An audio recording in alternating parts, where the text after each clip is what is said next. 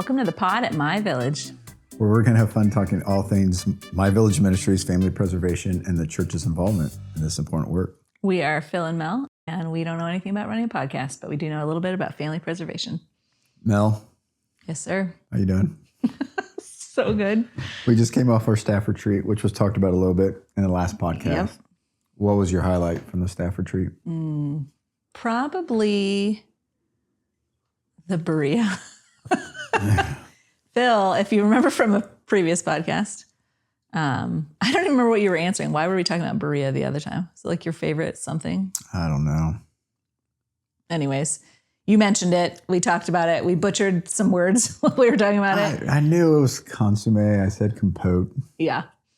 But then we ordered some for your birthday. Yeah, like 2 days in December. Later. Yeah, we were like, gotta have it since we were talking about it.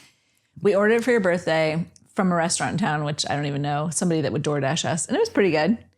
But then Phil made it for our whole staff. It wasn't my best batch, but... Really? No. What could have been better? The sauce? Well, yeah, there was one pepper I couldn't find that was pretty key for it. And then I think I expedited the cooking process. But it was fine. It was good. It was a good memory. I was like holding a flashlight, cell phone flashlight over Phil while he was grilling in the dark. Burning our faces But off. it was very good. It was pretty good. Yeah. No, I just enjoy... I enjoy all the content we go through, but I enjoy just like palling around with our staff there. It's so pretty. Got a couple nice little walks up to the waterfall. Who gave the icicles hanging down? Yeah. Ben, I got a picture. I got to throw it actually on Slack. Ben went underneath the waterfall. Ooh. And like from behind? Wait, which waterfall? In the water. He was in the water for the cold plunge. You took your cell phone? Then went under. I took a picture from up top. Yeah. But I didn't get a picture when he went under the waterfall. But it was, I didn't do that. I jumped in. Yeah, it was majestic. Yeah. Brave soul though. What was the worst answer given in the game Loser that we played? Was it that I said Twister was a board game? Or... That's kind of debatable, but it's not. Yeah. But it's not a card game either. And it does have an apparatus. Yeah, it's just a game. It's like Pictionary. You don't have a board. I guess so. No, what is it that Mandy and Morgan both put? I already forget. You told me this morning. Winter Olympics, that gymnastics is part of Winter Olympics. Yes. So this game's just a category game. You're trying to match with people. It's like categories. It's like the reverse of categories. Yeah. Instead of being unique, you want to match. Yeah. And Mandy and Morgan both put that gymnastics was their favorite, or it was a Winter Olympic sport, which is just so false. Yeah. It is about to be the Winter Olympics, though, which is exciting. You know what is not dumb? How you describe their answers. I got a big reaction to that. You did. But it was appropriate. I thought dumb was kind of a funny word. It was. But people acted like I had deeply offended. They were. I don't know if they've forgiven me yet. Goodness sakes. But no, you know the best string of answers was when Ben, he came up with the category of like most most famous movies? Classic movies. Most classic movies. And all first it was five, just movies. Yeah. First it was just five movies. Like, well, I'm not going to double up on any. Then it was classic. Anyone. But before you say his answers, you need to say, like, ours were like Braveheart, Last of the Mohicans, Star Wars, Indiana Titanic, Jones. major grossing history-making movies. Yeah. So Ben started off with something like The Bug's Life. And we're like, okay, that's really bad. And then it kept going with just animated movies. All five were animated. Yeah. Frozen. He didn't even have Lion King on there. Yeah. No, he did have Lion King. No, I think, what's Somebody her face? did. Claire had Lion King on there, which you appreciated. Yeah. And realized, that should have made your list.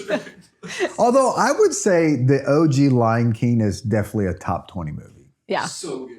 I would put it in the top 20, I think. It is crazy how you can be in like a group of people and somebody says like 5 classic movies and you think like, oh, these are obviously the 5. And other people's there's just so many movies. Yeah. And there's other categories like that where you just think you know exactly what people are going to put and it's wildly different. Yep. We did marriage as a category. That was the best. I think. Were you still there? Yeah. Oh, yeah. It was like marriage for 7 and we were going around the circle and we'd said a lot of things similarly, like disagreements and pillow talk and wedding and covenant and stuff like that. And then it was Hannah's turn. She was the last one to go. And she was like, love, friendship, road trips. And nobody had put those. And we were dying. We were like, gosh, none of us put love. But sorry, spouses of the indictment on how we feel about our marriages. I mean, we love our spouses. No, it just felt like a gross oversight. Yeah, and it's like, too obvious. Like, don't put love? that dumb, obvious one. Yeah, do like ball and chain. Did you have ball and chain? Yeah. As soon as I said no one had, I'm like, well, probably shouldn't. Sorry, Aaron, that Phil put ball and chain. It was me thinking of other marriages. Like, wow, they have a ball and chain marriage, not us. They're not blessed like we are. Yeah, so blessed. Aaron is beyond. No, I've heard you say many times that you married up. Yeah, I did marry up.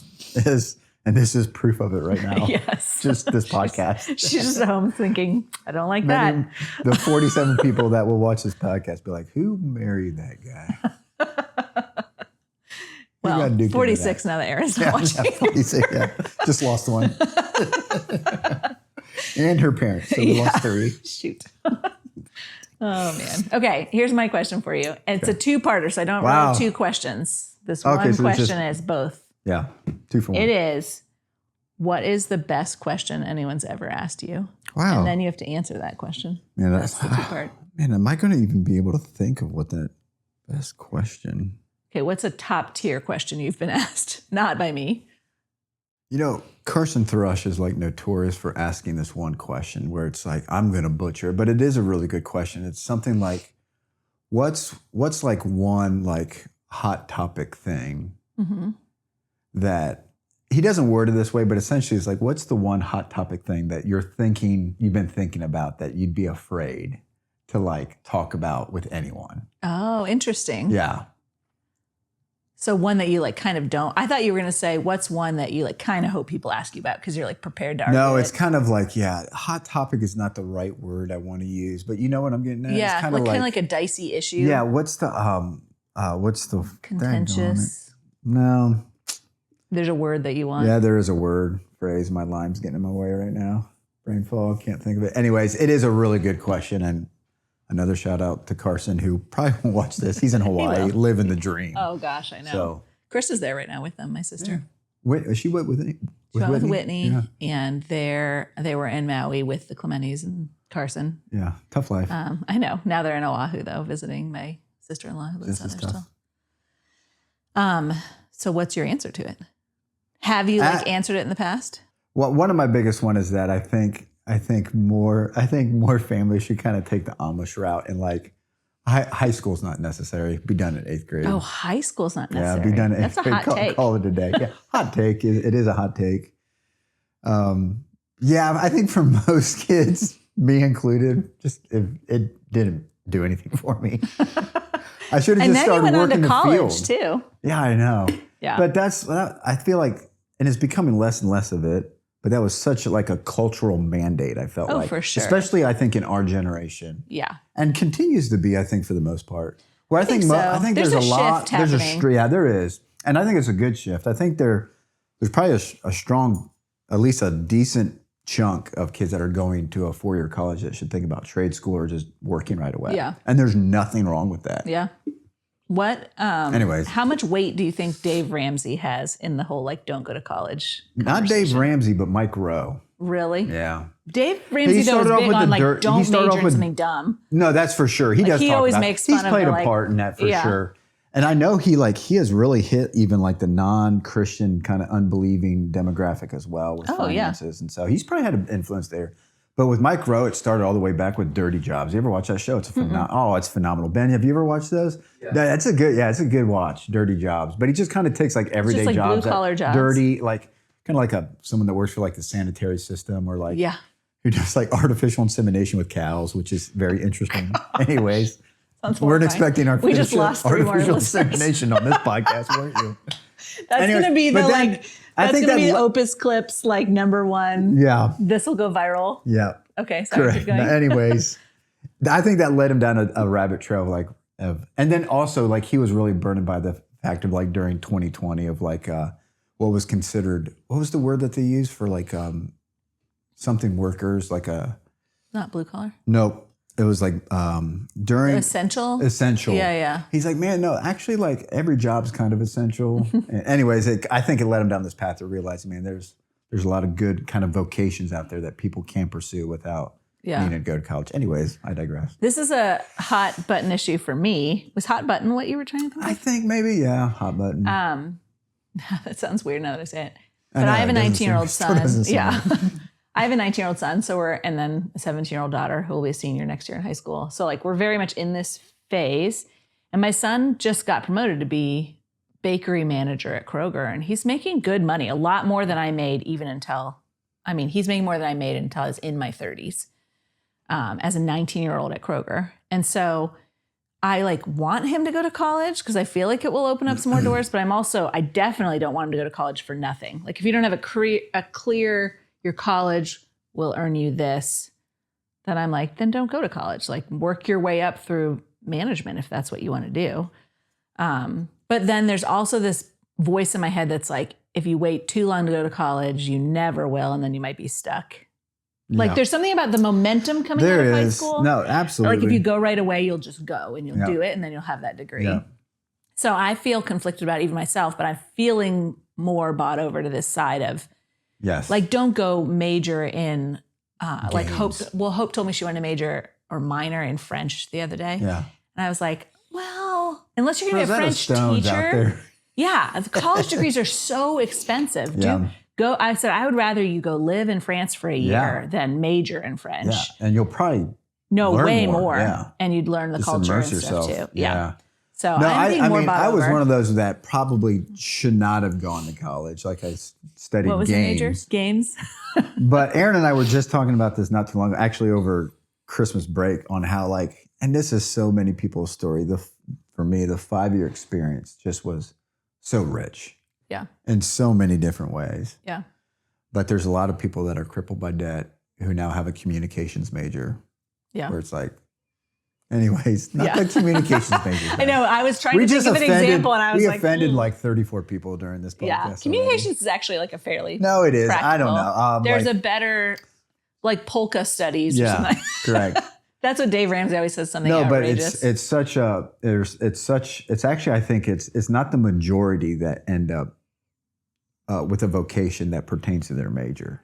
Yes. I think it's the minority. Somebody just said that to me. So I would have thought I was in that same boat of like, so I went to college for human development and family science, which is a great sounding major. Yeah, it sounds fancy. But at the time, to be a teacher, I just wanted to be an elementary teacher. To be a teacher at OSU, you had to get your master's. And so this was the undergrad that everybody did. Then they got their master's. Well, I got married between junior and senior year, and then I wanted to be a stay-at-home mom, so I didn't go get the master's. So I essentially had this 4-year degree that didn't really give me many job opportunities beyond working at a daycare center, being like a preschool teacher, maybe. And, but now here I am, gosh, I graduated from college like 21 years ago or something like that. So here I am in this career field where actually human development and family science does fit it really well. And the Lord took me on this very interesting path where I can see everything lining up. But probably for a number of years, I would have thought it was kind of a worthless degree. Yeah, no, that's fair. And here you are doing games. I know. But for real, high school's great. College is great. If you choose that, seriously phenomenal. Yeah, we're not big fans of debt, but debts can be paid off. Yep. There's always a restoration. Let's take a 90-degree turn. And let me ask you, what's your favorite form of potato? No, we already talked about my favorite kind of French fries. Yeah, but it's different. I feel like it's a good question. Okay. Who doesn't want to talk about their favorite form of potato? Actually, I have like many answers already popping into my mind. Yeah. And you can even think of sweet potato. Like sweet potato could be thrown in the mix. I don't think it's going to for me. I don't love sweet potatoes. Or what's that? I feel like what's that potato-like thing that is very, very prominent in Latin America? Cassava. Yes. Also not my answer. Yeah, there's cassava and there's also something else that are like, they're just cousins Do essentially. you and Ben just want to talk about Yeah, potatoes for a while? can we talk about potato? No, what's your Ben favorite brings form of a potato, a sweet potato most days to the office and microwaves Just it. raw in like a Kroger bag. Just a sweet potato and cooks it in the microwave for like 43 minutes. And then just eats it scalding hot. Should we get an air fryer? I office? actually almost bought one for the office the other day. now I was we have more actually just counter trying space. to. I realized there was someone here that wanted a glass of water. They didn't want bottled water. I was like, all we have is mugs. Yeah, So we actually- don't have any glasses. Well, we do now because I actually just went down to the thrift store. I was like, I wonder if they had a nice Such a good pour dad set. for our team. But then I was looking at all their used appliances because that's where you should get used appliances, right? And they had a million coffee makers that looked brand new that we probably should have got our coffee makers. Well, coffee makers. But they had this really nice air fryer that I almost bought because it was like $7.50. I'm like, well, we should go back and we get should that. get back and get that. Especially when our microwave was broken for like a month. It would've is been fixed so now, though. helpful. Ben and I fixed it. Oh, thanks, guys. Yeah. Anyways, now he gets the microwave. All right. Would you like to know what my favorite potato is? No, let's talk more about Ben's makes sweet sense. potato. Makes sense. Do you ever put brown sugar on your sweet potato? Never. No, blasphemous. He's too healthy for sugar. No, he Anything usually with puts sugar. like hummus in it and like Hummus he and a sprinkles sweet just potato? like health on it. Yeah. It's like, how did you get There's just like little a people jar running of around health? on it. Like that looks like the healthiest thing I've ever seen in my life. And it started That off is- as just like a raw, wrinkled sweet potato. He brought him one the other day. Literally, it was like, that one should have been harvested 4 years ago. It's like in the commercial for that like ugly fruits and vegetables Yeah. company where you Yeah. can like get their like cast offs from the grocery store. Yeah, it looked like the dude's face off of Up, the old guy. I'm like, how are you gonna? What if we had a ticker on the wall that was ticking down how many viewers we have? Just as we talk about dumber stuff, it's just like, nope. Yeah, Nope. Up, sweet potato face. Anyway, There's nothing I can say at this point that will be a good potato answer. no, you've got one. What is your do. favorite form of potato? I really just like I just like cubed potatoes sauteed in a pan with oil and seasoning, like Salt, pepper, fried. Yeah. Garlic Do you powder. ever get the blend from Kinder? I think it's Kinder. Yeah, it's salt. I think I brought it. Oh, the It's blend, salt, yeah. pepper, garlic. Yeah, So I like those basic seasonings. Yep. We just stir fry them in some oil. I'm sure there's like a real name for that, but yeah, just cube. it's kind of like breakfast potatoes, kind of like a hash. kind of, but not too mushy. Yeah, yeah. Kind of like home fries, yeah. Yeah. But like the way my mom makes them. Isn't it amazing how many forms of potatoes there are? There are so many. That has been my answer before for like if you had to have one food for the rest of your life. It'd be a potato. I think so, but like with the nuance that you can make it kind of it's just potato, but you can make it any way you want. It's not like truly you can't have salt on it or something. Ben, do you just like the original, just orange sweet potato, or have you ever had the white sweet potatoes or other variations? There are ways. Yeah, there are. I've only ever had the orange ones. Yeah. He only has the ones from 4 years ago. Yeah, in the he grocery does. store. He like planted them in his garden They're when he was. They are vintage. Seriously, that one you had the other day, I was like, "You're coming down with salmonella." From a sweet potato. That checks out. Some foodborne illness. Like It was delicious. that's amazing. He's here. He ran like 20 That's because- miles. yeah, as soon he as like ate ran it. it off. And, like, I don't feel I don't well. feel Let me good. run 100K. Which is not far from the truth, fans. Oh man. Anyways, let's just leave it at that Sometimes one we should question just have as well. Ben like sit between us and we both just fire questions at him. Anyways, yeah. That's Let's just, such a good question that we'll just move on. Start our podcast now. well, let's move on. Okay. So I feel like I'd give you a lot of props for this, Mel. I would say originally, and I own this, I would say I just did not care as much about like networking and collaboration. I didn't.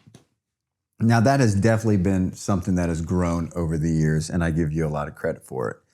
But obviously we want to collaborate and network well within MVM so that we have strong referring partners that are sending families to us that are in need. Mm-hmm.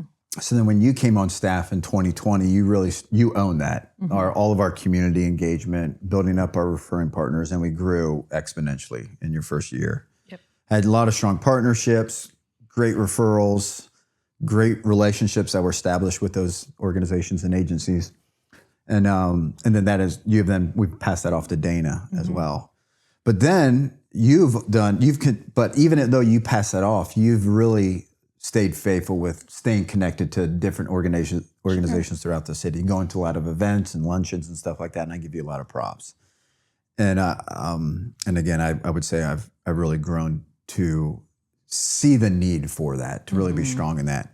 But there's a great organization out there called For Columbus. Yep. Whose goals really is just to inspire the Church of Columbus to really care about the welfare of the city. Yeah. And to do it well together for the Big C Church in Columbus to really work well together to care about the welfare of our city. Do you mind just explaining a little bit more about For Columbus, your experience with it, what you feel like you personally have benefited from, as well as us as an organization? Yeah. And this will be like from the outside looking in. Yeah. Probably at some point we'll have Nick or Shane. We're not For Columbus people. Yes, we don't work for them.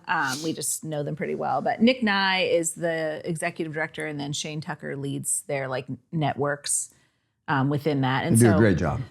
They do a great job. We really like them. So from the none of these are their official words. When they come on, they can give their like mission, vision, all that, tell you their story. But my understanding is they were a few different organizations that were all trying to work for the good of the city that merged together and are now called For Columbus. They're part of these city gospel movements that actually happen all over the country.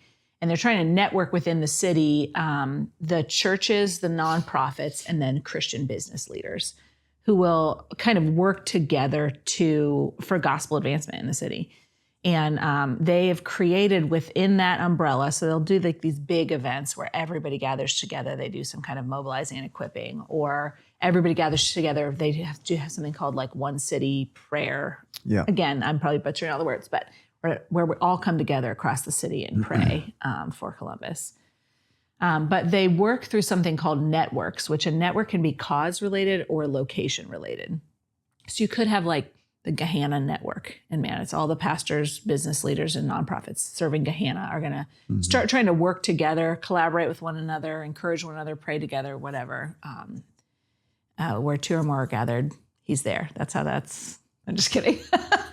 That's like the most butchered verse in the Bible. Yeah. No, I think there's a lot of power in working together. But then they have cause-related networks, which is what we are working on creating. Some of the ones that already existed were the Columbus Discipleship Network.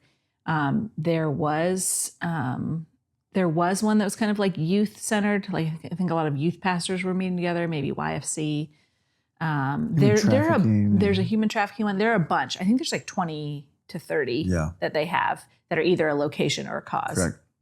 And so we're part of, as we already shared on the podcast, we're part of Upstream Collaborative, where we're really having this nationwide collaboration that's not just in crisis child hosting, but is many different forms of family preservation. And we were talking with Dwight Montgomery, who is the area director, state director. He's some kind of in charge of a lot for National Christian Foundation. But I can't remember if he's like the executive director just in our state or the city. Yeah. Anyways, Dwight, you're wonderful. We're sorry we don't remember your title. So we were talking to him about Upstream Collaborative, and he was like, man, you really need to be doing that same thing just in Columbus, where you're collaborating with everybody who is serving families in what we call upstream, but do that locally. For Columbus is already here.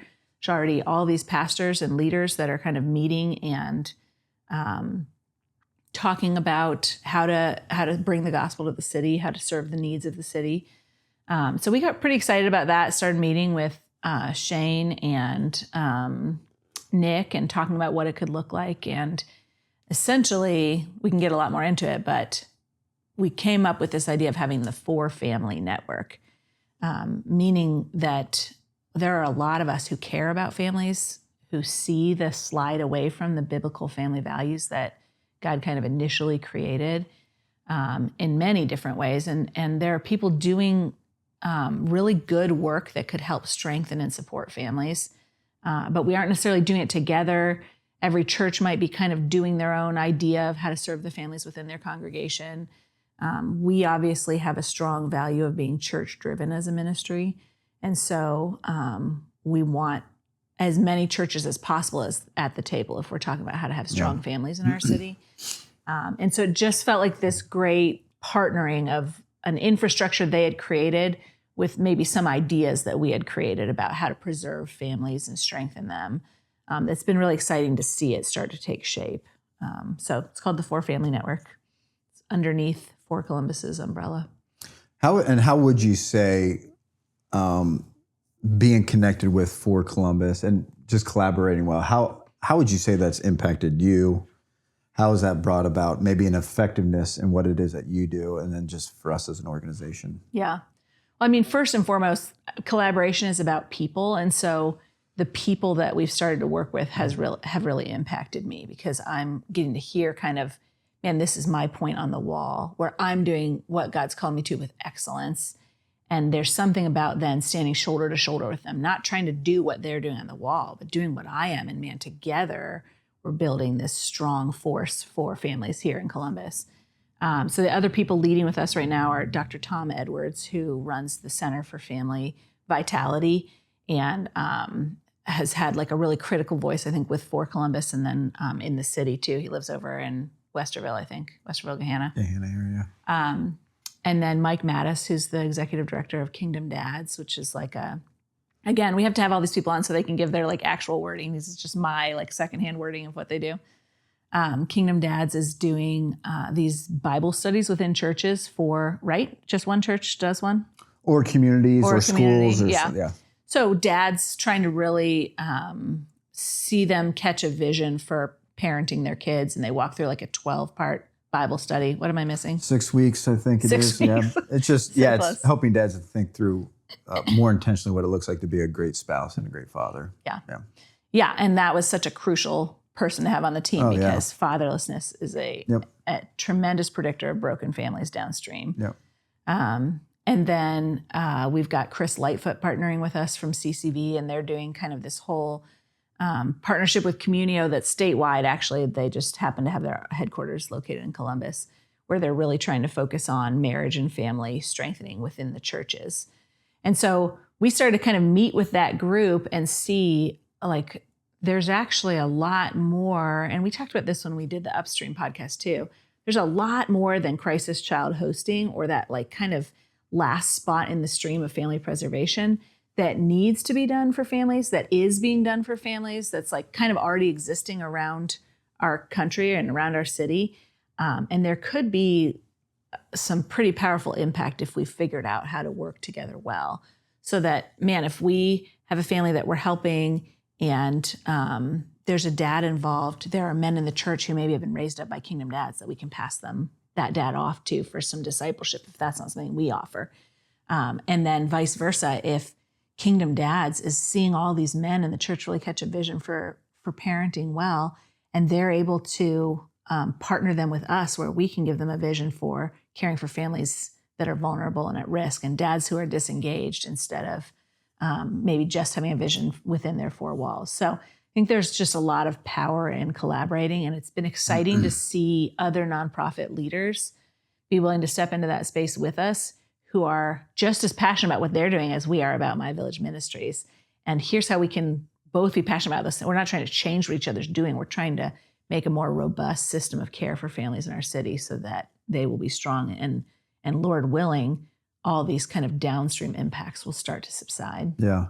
I don't know if you've experienced this, Mel, but I think one of the benefit of starting to kind of rub shoulders with people that are in a similar space, they're not doing exactly what you're doing, but they're in the same ballpark, is that it gets you to start thinking about your ministry in a way that maybe you haven't. Maybe you start to see some blind spots, or you have this creative idea, or you do see like, we can't do this well, but Kingdom Dads can. Yeah. You know what I mean? Have you experienced much of that? Oh yeah, for sure. And I think that's what gets me really excited is, I really want to do things well. And sometimes I can be tempted in the beginning of those conversations to think like, oh, we should be doing that, or we should be doing that. And there's been kind of a freedom that I felt as we started to work together more closely, like, no, the reason I can do well at this is because they're doing that. I don't have to worry about it. Like there's other believers standing at that spot on the wall. And so I can confidently share the vision that God's given me, knowing that there's another church or another organization or another brother or sister in Christ that's going to beat the drum for this message over here. Yeah. If that makes sense. Yep. No, that's good. Well, one of the brothers in Christ that we've come across over our years, I think our first connection with Tom was with For Columbus. Is that right? I think so. Was that for you? Yeah. Anyways, Tom Edwards, who, man, just a guy that has a lot of experience, a lot of wisdom, and really does have a heart for the city. Yeah. And for families. We've been working closely with him. And he, over the course of time, he came up with this, what's called the Family Vitality Spectrum. Yeah. You mind just sharing what that is to our friends Yeah, out I'm there? going to start with something that maybe we've talked about a little bit already, but it is this idea of, My Village Ministry is doing family preservation. We're trying to prevent unnecessary foster care separation, and then we're trying to prevent childhood abuse and neglect. So I think in one of our first conversations with Tom, we kind of shared with him some of the numbers that we talk about a lot of what happens if we don't serve a family until abuse and neglect have taken place.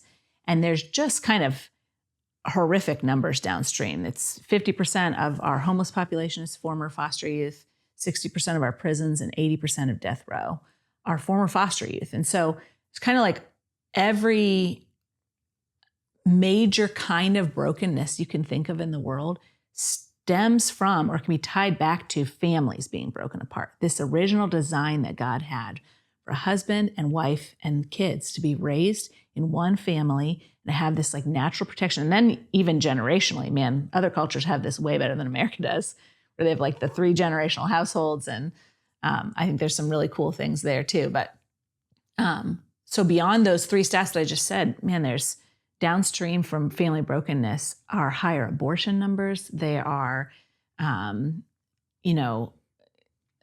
general like mental health challenges that are huge. Prostitution and trafficking numbers are greatly increased with fatherlessness or coming off childhood abuse and neglect. So it's kind of like every stat that any organization is throwing out there can almost be tied back to this broken family. And so we shared this with Tom as kind of like family preservation's this last line in the stream. We're really wanting to look upstream, see how we can serve families to keep them from falling off the waterfall, but also could we go further upstream and figure out some other ways to serve families? Well, Tom took that conversation. Maybe he'd been thinking about this all for a while, or maybe he's just like an absolute genius. He went home and like overnight, I don't think he sleeps very much. No. He created what he calls the Family Vitality Spectrum. And he came back to us and it was like rainbow. It looked nice. He had all this wording really nicely figured out. Essentially, he had family preservation or preserving families. How did he word it? Preservation. Yeah. Preservation. Or preserving. Yeah. Preserving. Which was our kind of word that we were using. And it talked about like, man, legal systems might already be in play. This family is like nearing disaster essentially. But then it like spelled out all these other categories of families that you could be. So it went from preserving to sustaining. And a sustaining family was like, they're okay, but they have zero margin. Like if something comes up, they're back in this preserving, about to fall off the waterfall spot. Then after sustaining, it went to stabilizing. This family looks pretty normal. They're starting to get their head above water. They wouldn't maybe set off any alarm bells in your head if you met them, but they're not doing that great either. They're kind of like just skating by. Then it went up to thriving. This family is going to look super typical. They're going to be strong. They're going to be, a good citizen in society. There's kind of mutual discipleship and service happening in their life. And then finally it goes up to flourishing. This family is like, really just knocking it out of the park. They're healthy in kind of every area that you could think of a family being healthy in. So, and his wording is much better than mine. I don't have it in front of me to read. It's a tool though that he's offered for us to use and for others to use. And so he's got this spectrum all laid out. And so we kind of sit and we're looking at this spectrum and getting excited about like, man, this is some really good wording for what felt like unclear concepts in our mind. And then we started realizing like, man, what could be really impactful is if we figure out with these thriving and flourishing families, if we could figure out how to mobilize them to then circle back around to the vulnerable families that are at risk in our society to serve them, which is kind of what My Village is doing already. We're mobilizing the church and host families within the church to then host kids in their home and relationally engage with vulnerable families. And so, but that spectrum gave us this wording and understanding of how could we have this vision of moving families from preserving up through all the stages to flourishing, but then not just leaving a bunch of families there and flourishing and thriving, but instead mobilizing them, giving them the vision, the tools, and the ability to circle back around. And could we, through this movement and this network of different organizations that did this together, could we actually figure out how to drastically change some of the numbers in our city? We've already been blessed to see the number of kids in foster care come down drastically in our city. What if we also were decreasing prison numbers and teen pregnancy and drug use and all these things because a family system was starting to become strong again through the work of the church in Columbus? So we got pretty excited about it. And it's been a tool that then gives us just language in how we talk about this kind of stuff. One of the things that has stood out, one of the things that stood out to me about the family vitality spectrum that made me realize that, there's something special here, is when we had our first official 4 families meeting where there was, 40 people in a room. Yeah, something like that. Where we walked through that spectrum for the first time. And you could tell it resonated with a lot of people. And I think it gave vision, but then also it kind of, I would say that for many, it got them thinking along the lines of how we've been thinking of like, how can we use this as a tool to help the families that we are blessed to serve to move up in the spectrum, or to your point, if they're at flourishing, to come back around and start serving families that are just in the preserving phase. Yeah. And so we talked about this. We talked about the spectrum in quite a bit of detail at our staff retreat. Yep. How do you foresee us using this as a tool over the course of this year? Not just for us as an organization, but maybe for our churches as well. Yeah. Well, and first I have to acknowledge, and maybe no one will notice this, but you and I, and Tom, he'll notice. Yeah. But I definitely mixed up the words because I didn't have it in front of me. So it actually goes from preserving to stabilizing, then sustaining, then thriving, then flourishing, which makes more sense. Stabilizing does sound like I'm just getting my balance, and sustaining is like I'm in place. Yep. So sorry for mixing it up. No judgment here. Yeah, there was some judgment, I could tell. You felt it. I felt it in the air. So yeah, and I think you're right. It was very envisioning for people to hear. There is something about this helplessness I think believers have felt of like, I see the family disintegrating around me. It feels tied to a lot of the issues in the world, but I just don't know what to do about it. So I'm just going to kind of protect me and mine. And I think maybe even churches can feel a little bit of this, like, we just got to make sure our families are discipled well. And this spectrum gives, and this is what it's going to do for My Village, it gives some language and understanding to this idea that we could maybe have like a targeted attack. Same way the enemy's trying to do, a targeted attack to pull families apart.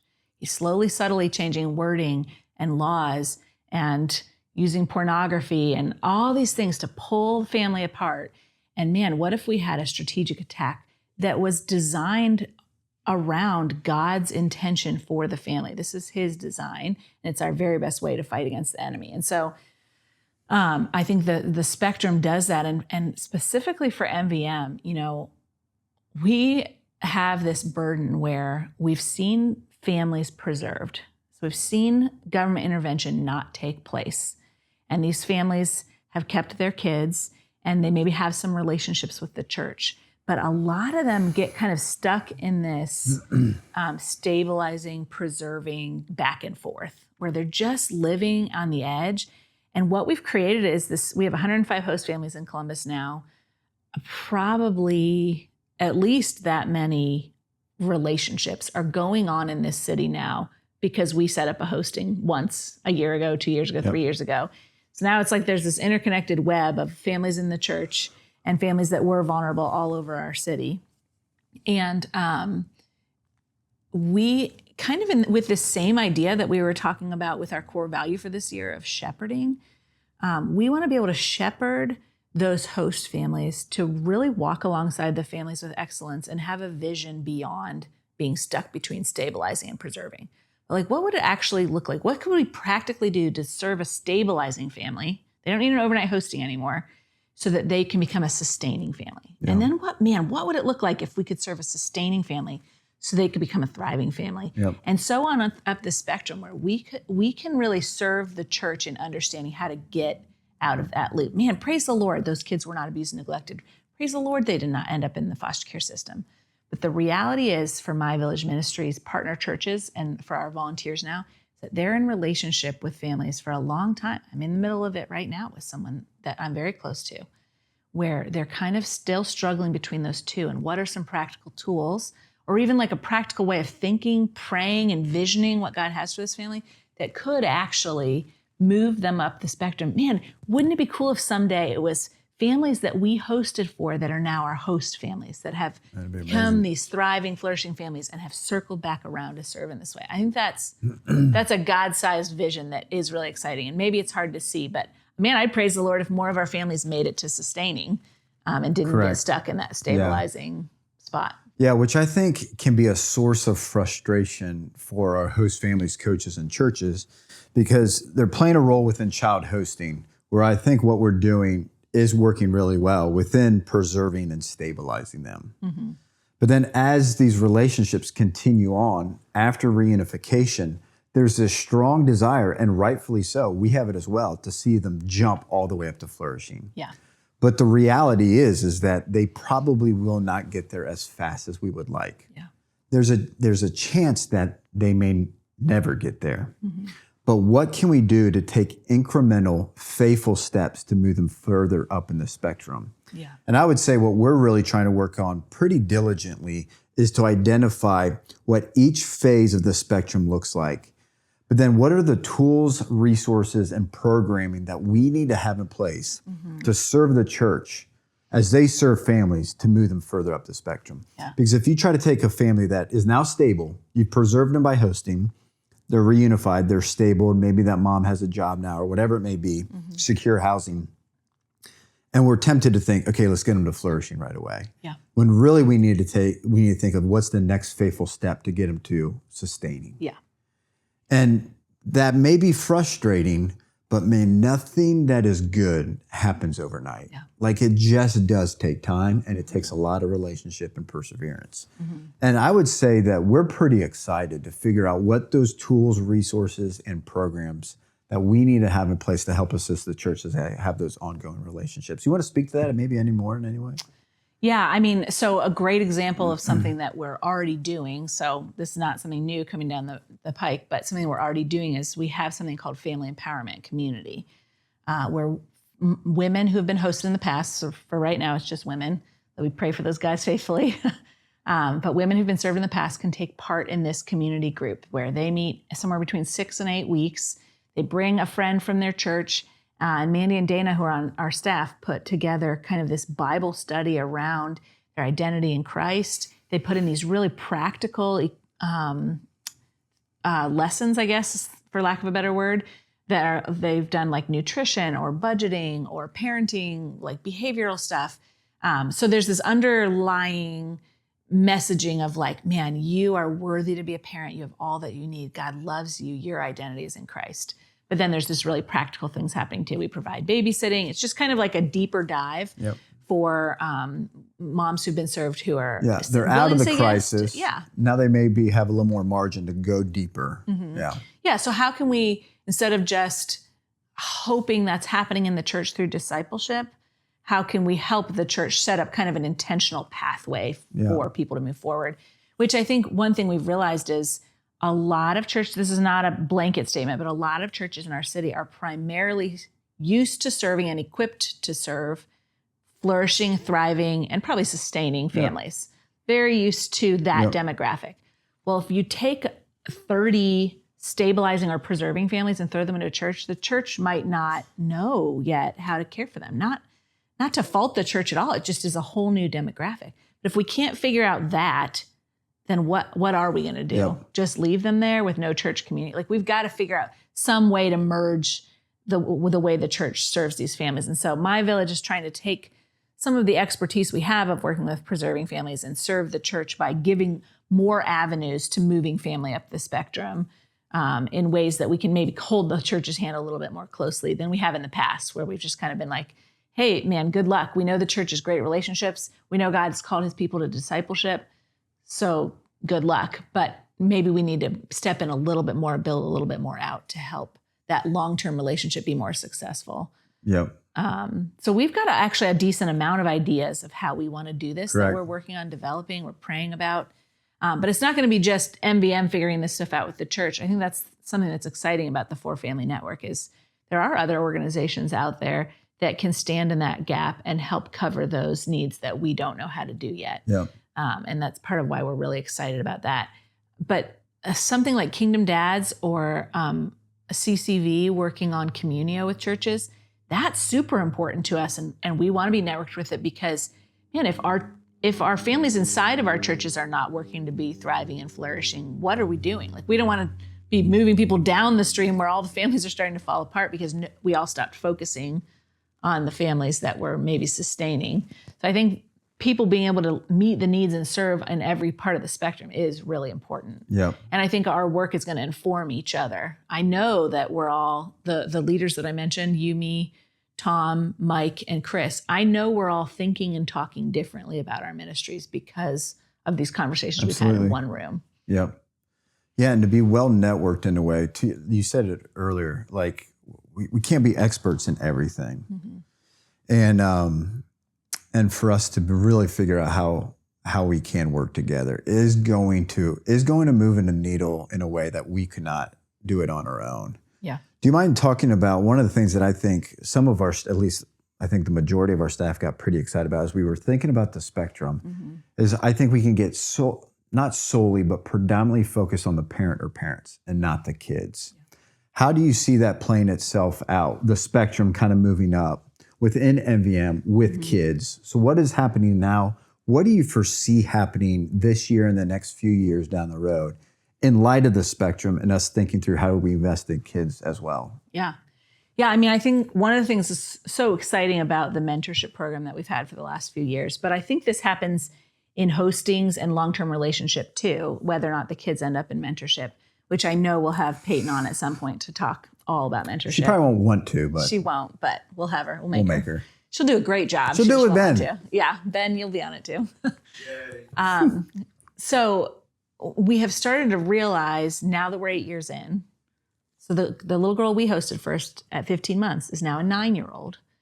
She's in school. She's heading towards those like preteen years. Her older siblings are finishing up high school. So like we've now had relationships over 8 years with this family. You're still investing in them. Yeah. And it's just, the conversation is changing from, is mom going to be able to kind of hold all these pieces together? She is. Her family's still, between stabilizing and preserving. It's now switching to like, what kind of parents are these kids going to be? What kind of adults are they going to go out and be in society? And through long-term relationship with their mentors, through long-term relationship with my kids that are their peers now because they've grown up together, or, standing in my kitchen, talking to me while we do dishes after a meal. Like, we're starting to have to more clearly be able to see what the impact could be for the next generation. And you talk about the success sequence a lot at training, but you and I were talking about this the other day, and I want you to share the success sequence, but there's something exciting just about knowing, because of time spent with a host family, this kid might want these 3 things and desire them, and they wouldn't have before. So what is the success sequence? Because I'll butcher it if I say it. So the Brookings Institute did this research on poverty over the course of, I think, a couple decades. Like, it was not just flash in the pan. I think it was over the course of almost 20 years where they were studying poverty, the impacts of poverty, what can be done to help prevent people from ending up in poverty. And they identified 3 key things. If these 3 key things are done within the life of an individual, there's a 2% chance that these people even end up in poverty. And one is to graduate high school. The one is to wait to get married. Even though you just told everybody not to go to correct, high school. even though. But graduate 8th grade if you're Amish. And then 12th grade if you're not. Okay. Graduate high school, to wait to get married until, get married and then wait to have kids until after you're 21. Yeah. And then for you to have a full-time job. Yeah. So if you have those 3 things checked off, again, there's a 2% chance that you'll end up in poverty. And so, And they've controlled for like you come out of generational poverty. correct. You can still do those 3 things and you have a 98% chance of never living in poverty Yes. yourself. Yes.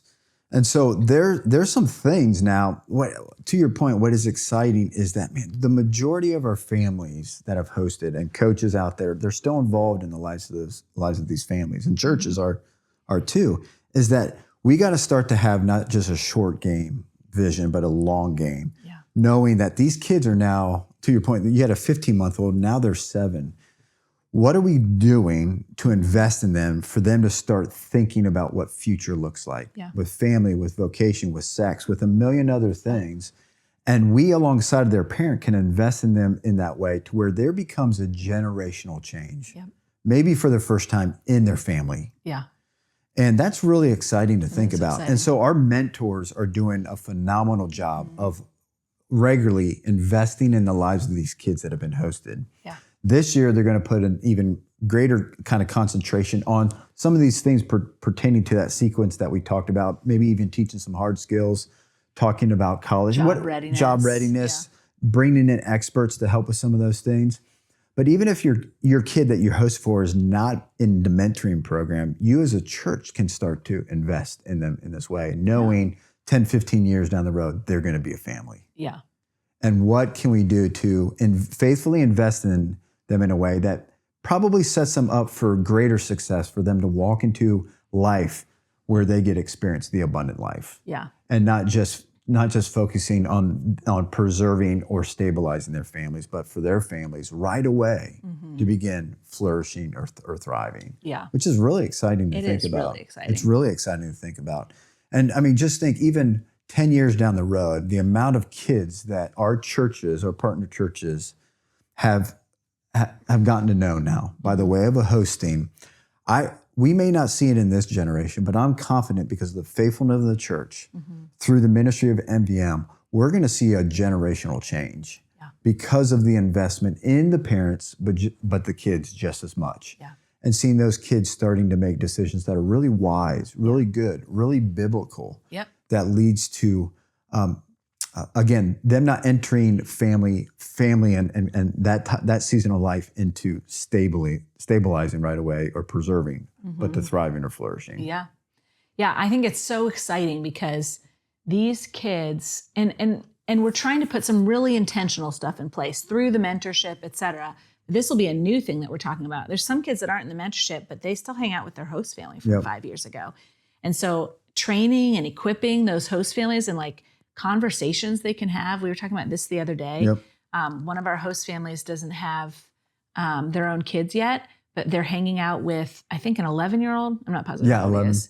And he's got a cell phone now, and they're like, we have no idea what is a wise rule for how much he uses. How do we talk to him about it? Well, that's a great question. I mean, what an opportunity that he might not have anywhere else but the backseat of your car to have somebody give him a biblical perspective on how to use his phone, social media, all that stuff. And so how can my village help equip these families who are now walking in long-term relationship? And I mean, we had a little girl who was hosted a number of years ago by the Watson family. And a few weeks into the hosting, her mom had unfortunately come from a domestic violence situation. A few weeks into the hosting, she started asking all these questions about the dad. Yeah. She was like, he goes to work every day. Yeah. Allie was like, yep. She was like, and he always comes back. I was like, yep. She was like, and he shares his money with you? She was like, yep. And she was like, and you like him? And I was like, yep, I love him. And there is something that little girl will never forget. Right. Even if she never got to witness it towards her mom, she got to be in a home where that's what a dad and husband looks like. And I get so excited about that. Yeah, amen. I get so excited about kids getting to be inside of the healing impact of a God-honoring family, where the husbands love wives, where a husband and wife care for their kids together. Like, there is something super cool about that. And so maybe some of these things, like you were saying earlier, it might be taking longer than we want. It might even take till the next generation. But there's something about intentionally digging in on God's design for families that I believe is going to change the world. Maybe I have rose-colored glasses, but I think it's going to change the world. Yep. And I just love seeing God's church go to work in this way. And hopefully this can be an encouragement specifically to your host the host families and coaches that are listening, and we're going to talk about this at the gathering a little bit on the 17th coming up. This may come out after that, but there is power in the seed, and there's power in watering the seed. And again, I think because of the culture that we grow up in, we want results immediately. Yeah. But I just want to encourage you, as you invest in, speaking of kids, these kids in some intentional ways, I trust and believe and am praying that the ways that you're planting seeds and the ways that you're watering are impacting their lives. Mm-hmm. And God's going to make those things grow. Yeah. And it may not come, again, as immediate as what we would like, but there is power in the seed. Yep. There's power in watering, and the Lord's going to do something with it. And if we can start to invest and scatter some seeds and water them in a way that does reflect the heart of the Father, man, again, 10 years down the road, I think you're going to see some of that fruit. Yeah. And that is exciting to think about. So again, take confidence in the fact that the Lord is watching the seeds being planted and those being watered, and he's doing something with them. Yeah. And we got to put a lot of faith in that. And so we're excited to think of how this spectrum is going to help us identify the tools, resources, and programs that we need to put in place to continue to assist the church. So church, and I mean this, get excited. Yeah.